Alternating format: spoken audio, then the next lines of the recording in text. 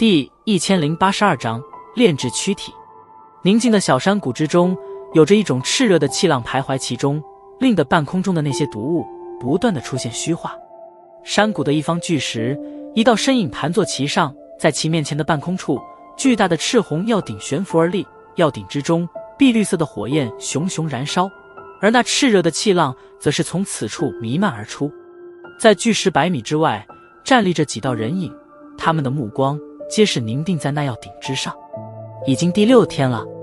星兰望着巨石上那凝神的人影，轻叹了一口气，道：七品丹药并不容易炼制，自然是要花费不少时日。小医仙道并未感到什么意外，轻声道：而且我看那药鼎中丹气越来越浓郁，想必距成丹应该也不远了。闻言，星兰也是微微点头，刚欲说话，不远处那药鼎中